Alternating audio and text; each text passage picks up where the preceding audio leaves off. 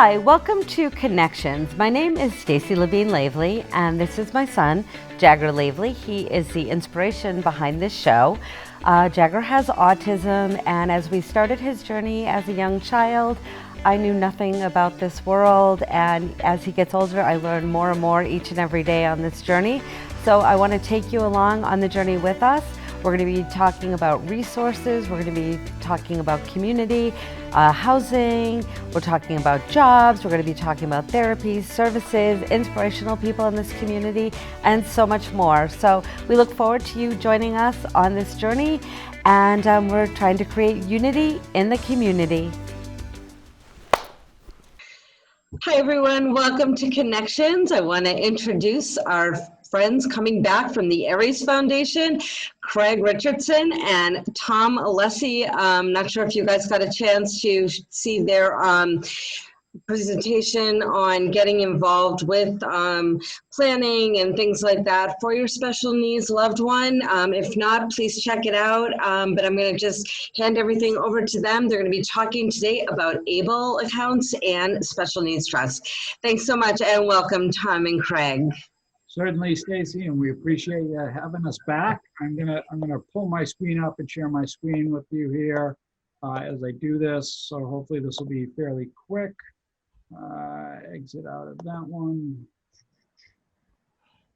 I thought it would be quick, but wouldn't you know, it wasn't. So that's just the way I am. You know, it's a COVID world here, so.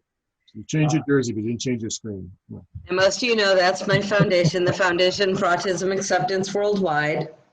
Yes. All right, I'm better now. So here we go. So yes, as Stacy said, we are back. We're going to talk about ABLE 529 accounts and special needs trusts. This is like a quick little sort of overview and comparison, pros and cons, disadvantages, advantages of the two. Again, I'm Tom. Craig we'll introduce in a second. We're with the Aries Foundation for Financial Education. We also have in our other hats, the world that we live in, we're financial advisors, a special needs resource network that we have available to try to connect organizations, advocates, and other professionals in helping work with a family who has a child with special needs. Tom Alessi, that's me. You know, Stacy had done an intro for us before. I've been in financial services for over 21 years. Craig is with us as well. He's been in there for over 16 years.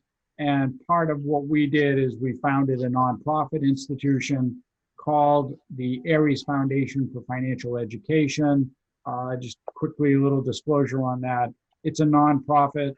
You know, we meant it's purely educational. We're not giving advice for anything other than educational purposes. The Aries Foundation for Financial Education is not affiliated with any securities-related business. We're not a registered investment advisor. And we always recommend that anybody everywhere, if you ever have questions on tax, legal, or financial, that you go seek out the help of a professional. You can visit us at the Aries Foundation at www.ariesfoundation.org. You'll learn a little bit about what we do. We've got these weekly webinars that we do, and we do workshops all over the area for organizations and community groups. So check us out to see a little bit about what we do.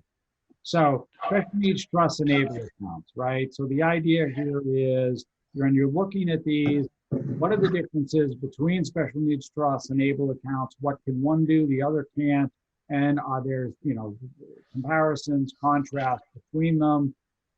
Neither one of the accounts, when we get into this, have assets that are in them that will count against any means tested for government programs. When we're specifically talking about trying to fund out for government programs. All right, so again, you know, sort of a similar thing there. They are very similar. However, there are specific rules that govern ABLE accounts that are different than special needs trusts and vice versa. And so that's what we want to go through with you today. Just sort of a quick overview, the difference and how they can work in tandem possibly, or maybe one versus the other. So we talked a little bit about ABLE accounts the last time Stacy had us out. We certainly appreciate that, Stacy, in terms of going through that. Again, Thank this is the you. Stephen Beck Jr. Achieving Better Life Experience, ABLE Act. And it went into law in 2014. You know, this just gives you some of the overview of when it was passed and what happened. But it authorized but did not require any states to establish 529A or what are ABLE accounts. So what happened there is that you didn't have anybody do anything once the law went into effect.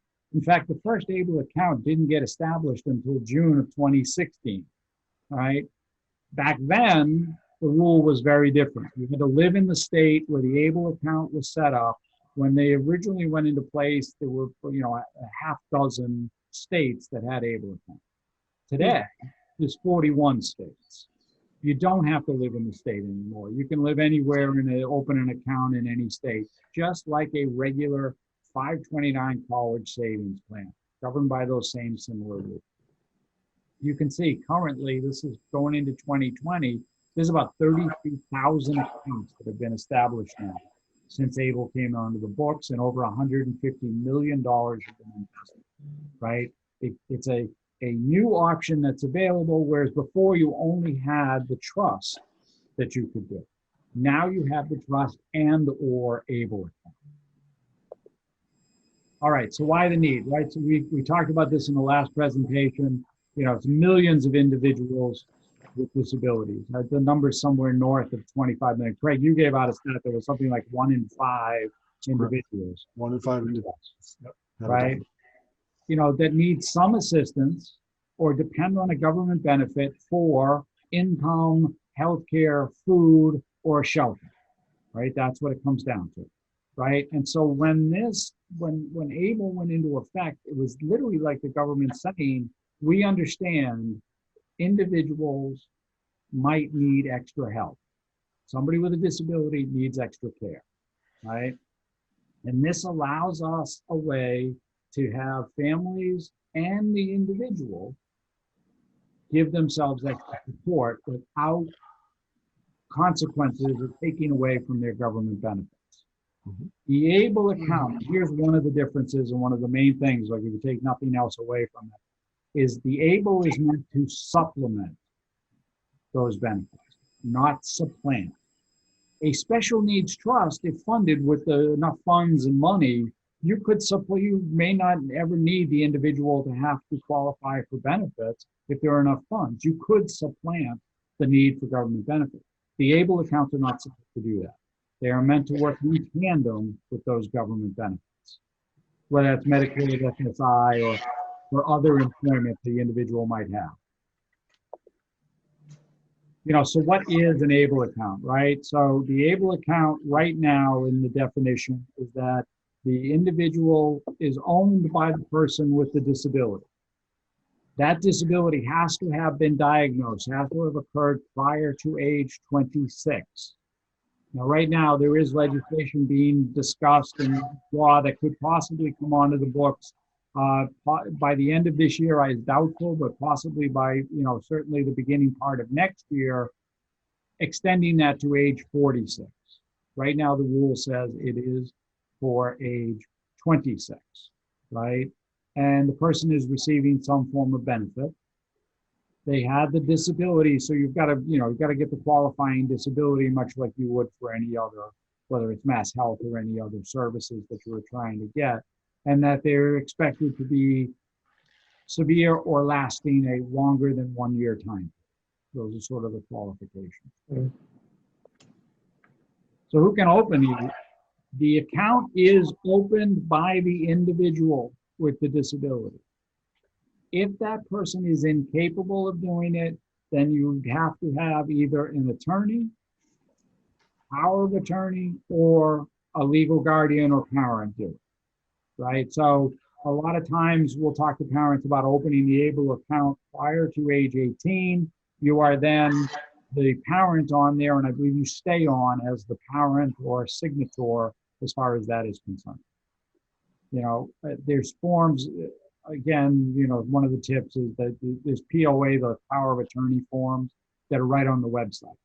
If your child is unable or incapable of filling out and completing the application on their own, you can do it for them. You can get power of attorney and right to do that, right?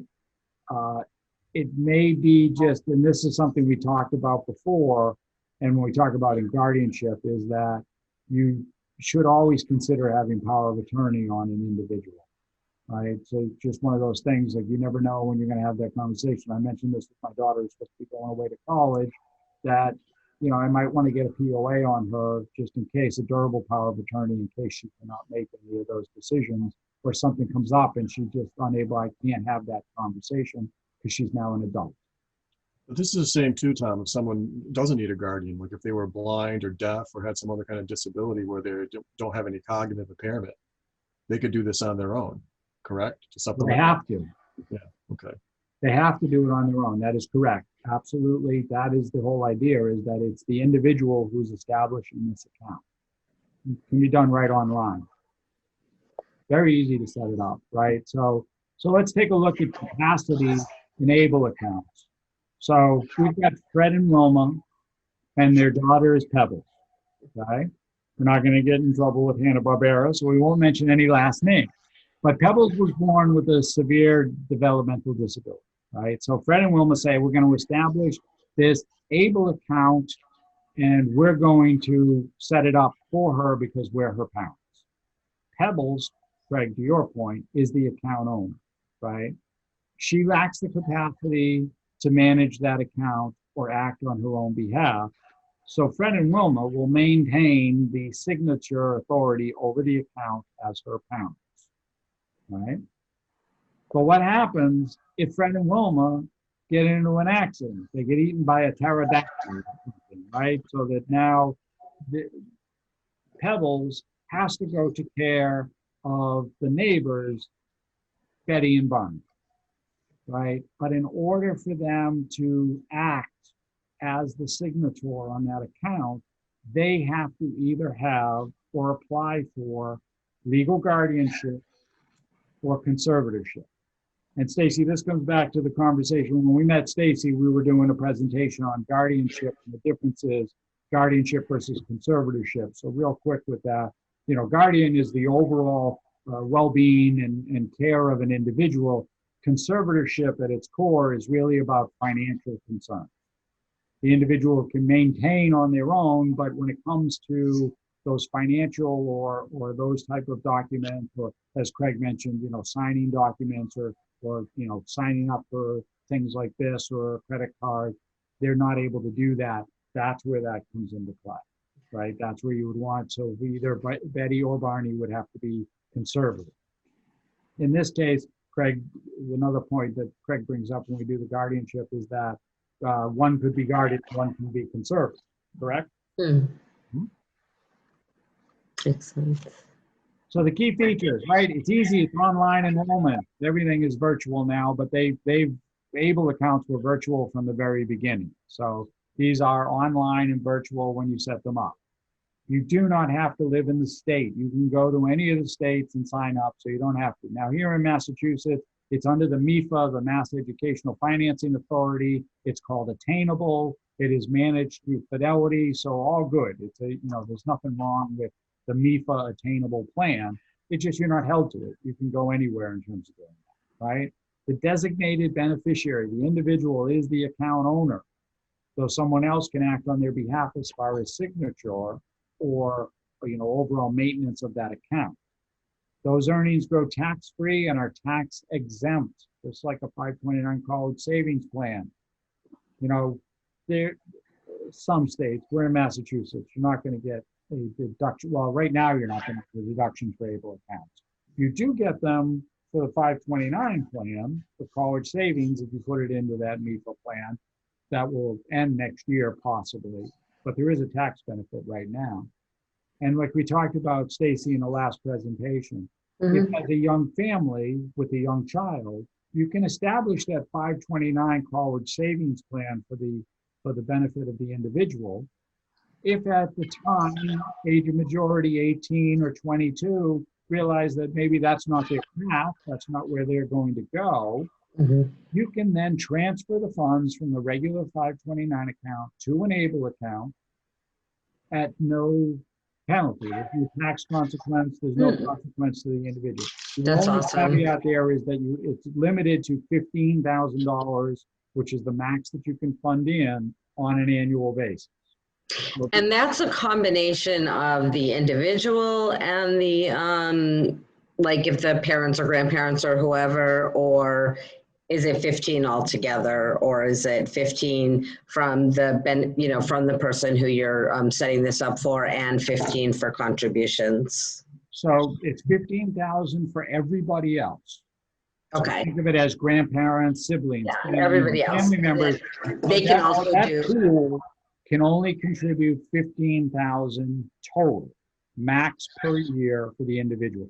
The individual can contribute their own if they are working or have, from income. It's got to be income. Yeah, to $12,490 they can contribute. Okay.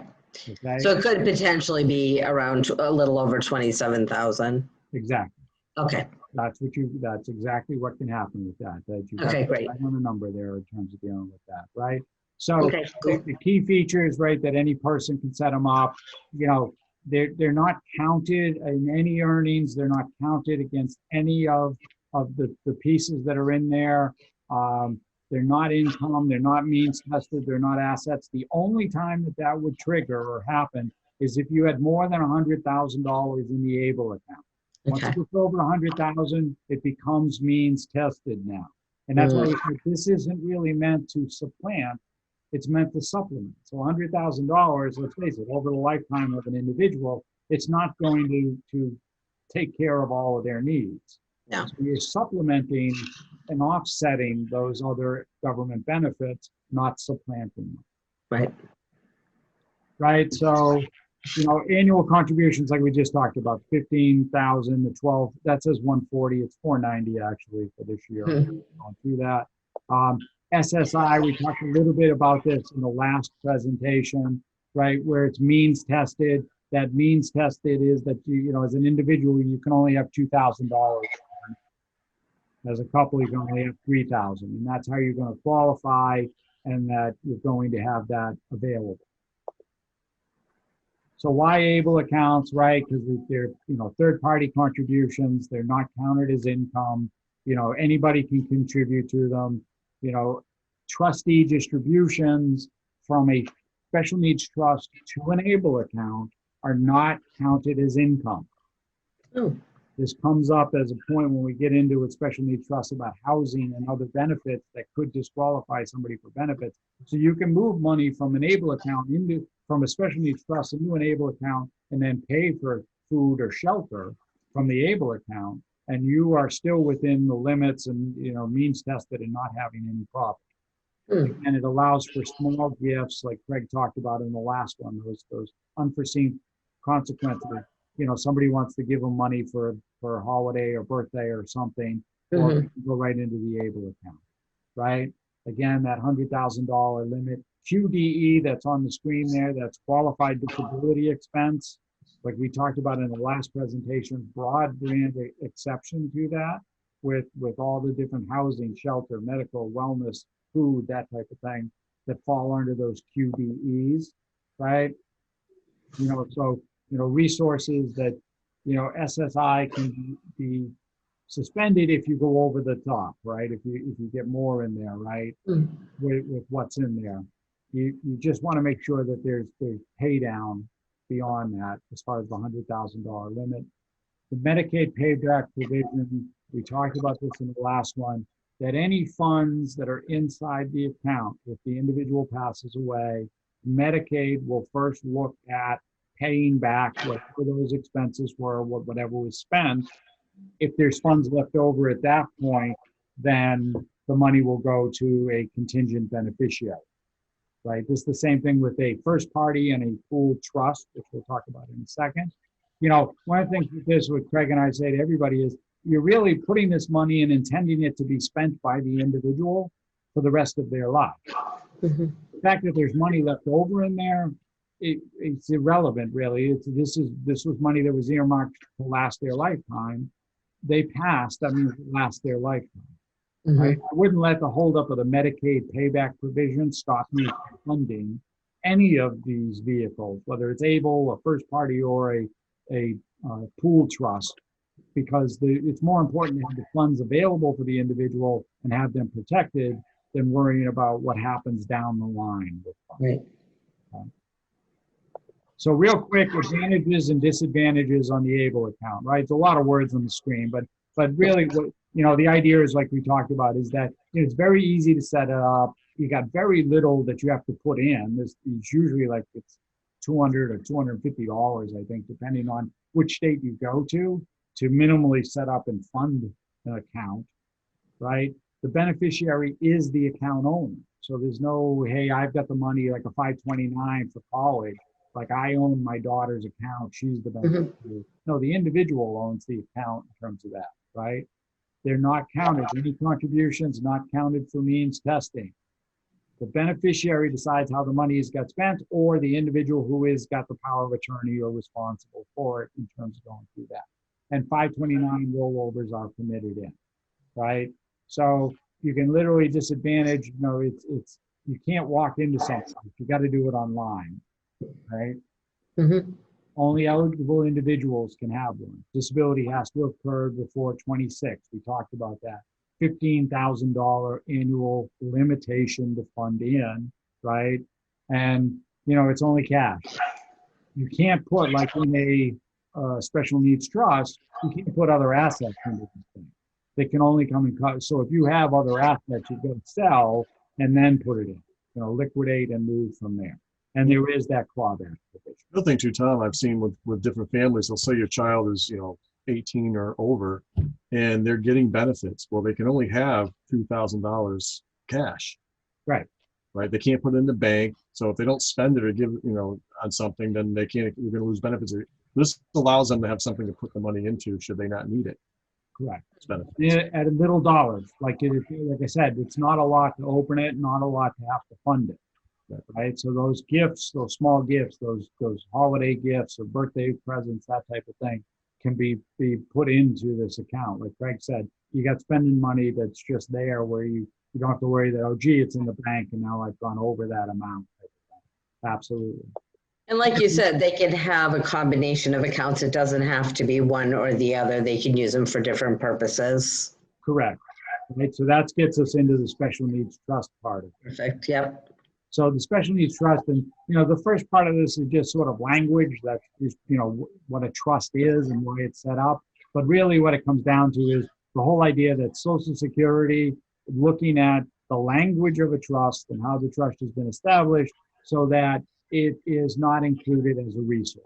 And that's really what this is about, is that it's there, and so, SSI, that supplemental security income, if money is paid directly from trust to a beneficiary, it can reduce the benefits. So if you think about it, the money's in the trust. I don't want to get paid as the individual. I want to have whatever services I'm using get paid by the trust. I don't want to be receiving the money, right? And again, if there's an offset to food or shelter, sometimes that can disrupt that and can limit the amount of the government benefit that's available. This is the conversation that says that's why money that goes to an ABLE account can distribute for those purposes and protect those benefits. So you can have that. So the answer to your question here, Stacy, is I can have a third-party trust, absolutely, and that can be where the bulk of the money sits. Like Greg talked about in the last presentation, the life insurance proceed goes to the special needs trust. The special needs trust then occasionally distributes out funds to an ABLE account to allow for food or shelter or other payments that necessarily should not be coming out of the special needs trust. Gotcha. So how long do you think it'll be before they close that loophole? Again, I can only give the sandbox that we are playing in today. So that's what I know is the rule today, right? And that's where we are. And so we don't know. We'll see what the legislation comes with. I can't imagine, much like College Save, that they talked about that with the regular 529 accounts, about closing those loopholes, that's really going to be something that they would consider doing as far as dealing with this. So, you've got, and Craig, this goes to your question that came up in the last one, grantor, the beneficiary, and the trustee, right? So when we're talking about party, that's the grantor, the person who's putting the money, setting up the trust. The beneficiary is the person who's then receiving. Trustee is overseeing that, right? And so you've got first party, special needs trust, and pool arrangements. And then you've got a third party trust, right? So again, most of the time, this is what you're dealing with. You're dealing with first party and third party trust, you direct or pool. So the first party trust, right, this is established by the individual, right, for their benefit. You know, you don't have to worry about the whole able thing. It doesn't matter when the individual got disabled, right? There's no age limit or restriction on that, right? There's no limitation on how much money can go in, and you can have more than one of these, right? So there's no limitation with that. That's the thing. But you definitely need an attorney to set one of these up, right? It's not a great option if there's very little money available. The deposits can only be in the beneficiary's name. So it's money that the beneficiary has. And all of the distributions have to be approved by the trustee. So it's going to be for them. And then again, the same thing like ABLE, there is a Medicaid payback provision on first party trust. And remember, the first party trust is the individual got a legal settlement or an inheritance or something along those lines, and that's what they wound up with. I'll just say this must be one of those tools for the unintended consequence of someone leaving you money not knowing. Right, and so if it winds up in the individual's name, the individual can either then have the money, not have any of the government benefits, or the individual can then set them up in a first party trust and have limitations to how they can actually use that money. They don't have to refuse the inheritance and end up losing their benefits. Correct. Mm-hmm. Right. So third party trust, anybody can establish this, right? Except for the beneficiary. So Craig, this goes right to that question, right? So this is everybody else funding, right? So there's no real definition as far as the strict definition for disability in that, right? You can deposit any amount of money you want into it. It can include stocks. It can include real estate. You can gift real estate into a third-party trust, right? You can say in my will, everything I have is going to go to this third-party trust if that's what you want. You've got all of these, there's no payback provision. So there can be a contingent beneficiary on a third-party trust. But you definitely need an attorney, right? You definitely need somebody to help you with that. Again, it may not be a great option if you don't have a lot of money or don't have anything to do with it. And, again, the distributions do get approved by a trustee to making sure of that. So which makes sense? Which way do we go here? Which is better? Comparison and review. So the ABLE account grows tax-free. There could be a state deduction at some point where Massachusetts, it took a long time for the 529 accounts to get a state deduction, right? But in general, the account only directs everything. The funds, however, can only be used for qualified disability expenses, PDEs. They are broad ranging and they're ever expanding, but that's a limitation on what can come out. You can provide distributions as often as you want. Monthly, annually, whatever you want to have with that, right? There is a limit that you can have, and then there is that clawback provision. With the special needs trust, the funds are the funds. They don't grow tax-free. A trustee disperses those funds, but there's a broader range of what you can do with them. You can pretty much use them for anything at that point. They should be considered a long-term investment. There isn't a cap. You can fund in as much as you want. Like we said, there could be a situation where this would supplant, not supplement, the need for benefits. And then there is no payback provision, so there can be a contingent beneficiary in terms of dealing with that. Right? So we continue with that. the ABLE account is low cost. There really isn't any cost other than you have to have like $250 or something to, fund in to set the thing up. But the disability has to be before age 26 in order to set that ABLE account up, and only one account is allowed. You can't have multiple ABLE accounts, trying to get around that $15,000 thing, which is what's there. You can only fund in with cash. It's the only way you can put it in.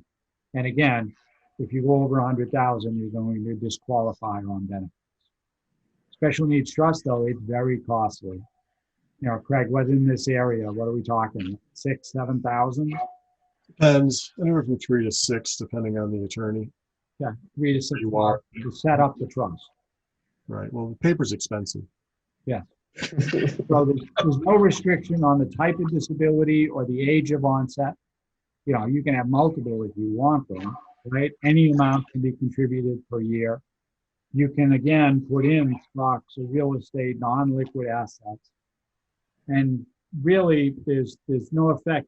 It does say that there is an effect, and there is if you're using them to fund for that shelter or some basic food need that can disqualify those benefits in a special needs trust arrangement. So this is Belinda, and we're going to do a quick little just case study because I like to go through these, right? So, Belinda she's getting a benefit from SSI. She receives $771 a month. She is the beneficiary of a self-settled special needs trust. She wants to go into an apartment that's $1,000 a month, right? So she's got to get additional monies to live in that.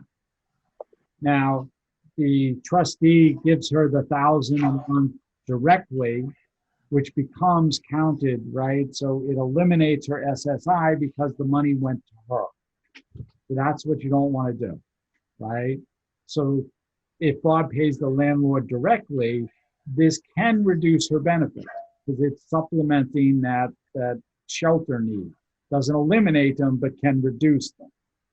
And then the last one there is if he sent the money to her ABLE account, if she had one, and the ABLE account then paid for that additional rent, stays within the limits, and there's no problem, and government benefits stay for Belinda. So that's where that hangs in, right? So that's what we talk about, right? So the trust can't give her money, but if the trust happens to do something and pay for housing or rent in that situation, then you wind up in that situation. Whereas if the money went to the ABLE account, then it would be okay. So it's just kind of like the SSI shell game then, right? Well, a little bit, but it's how they go hand in hand, really, right? So things to consider with this as far as these accounts are concerned is how much money is involved here, right? If we're talking little dollars, the ABLE account may just be suffice, or maybe what you're trying to do, right? Where is the money? If it's held in all sorts of different assets that, might be illiquid and not able to be liquidated quickly and transferred, again, the special needs trust might be the better place because you can put them there and house them that way. What's going where, and as far as Medicaid and the payback, like I said, I would never let that hold up the reason to do funding, but it is a consideration that does come in with a lot of this. Can the individual act on their behalf, or does they need a power of attorney to open that ABLE account and to have ongoing management? And is there somebody who's going to be able to step in for the parent and go through that? I know we're up against the clock, so I'm going to be real quick here as far as going through this, right? So the conclusion here is that every individual, every parent is different, right? Every journey is different. So it's not an either or. Craig or I feel that this isn't a conversation that's either or. It's a conversation that is definitely review and decide and look at what might make sense. In a lot of cases, it's a tandem. It's a special needs trust with an ABLE account. Definitely ends up being the best way to bridge both worlds for everything. I need just some quick resources. You've got the ABLE, the National Resource Center, the Special Needs Alliance that's there.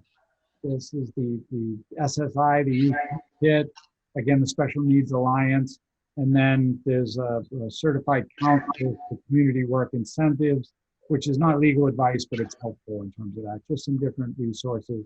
Craig and I are in our jerseys. This is why we're in our jerseys. We do a lot of outreach and work in the communities. It's how you can get a hold of us, but it's something that we like to do and love to come on and do these type of programs. One of the things we have is that we've got a monthly newsletter, info@aresfoundation.org. If you want to sign up for that, you can go to the website itself, www.aresfoundation.org, and sign up for the newsletter. It's for the special needs community and just basically pulls together all of the different conferences, trainings, fundraisers, and other events that are going on in the community. So it's a nice little thing we do every month that we send that out. Our offer to everybody is we've got a step-by-step guide for parents that we make available, to be part of that monthly newsletter. We offer a complimentary consultation. You can sit down with us, ask questions, go through whatever your needs are. You can reach out to us at info@aresfoundation.org or go right to the website. There's a contact us page there. That's how you get a hold of us, and we've got access, like I said, to that special needs resource network to try to connect as many people as we can. And that's pretty much what I had. I'm going to stop my share. I want to say thank you. And Stacy, thanks again for having us on. We certainly appreciate it. Can I ask you one question? With the Special Needs Trust and also with the ABLES, how does that affect like your taxes and things like that? Is that something that's taxable on a yearly basis that you have to pay out, or how does that part work? So in the case of ABLE, never taxed. Okay. There's no tax on ABLE. In the case of the Special Needs Trust, it'll depend on what's held, what the asset is. Okay. So if there is an asset that's got a capital gain, there could be capital gains that need to get paid out based on it, right? The trust handle that. The individual is never going to be affected by it. Okay. The trust would have to handle the payout of the taxes. It's taxing to the trust. The individual does not get affected, right? So it is taxed every year, depending on what it is. It really depends on what's in there. Okay. Well, I think what was in your slides, Tom, is also a $4,500 annual deduction on taxes as well. Correct. Right. So there is a risk. As Craig said, it's sort of an amount that you automatically can set aside and say just in case you had capital. Yeah. Absolutely. Okay, great. Well, I appreciate you, Tom and Craig, for coming on and, kind of talking to our community. I'd love to have you back another time. I know you do many, many presentations, and everybody, please feel free to look up the Ares Foundation online, check out their work, check out their workshops and all the different events they do and things like that. Hopefully when COVID's done, you get to meet them in person because they're wonderful guys. And I wanted to say thank you again for joining us today on Connections. Keep unity in the community. Have a great day. Bye. Thanks again.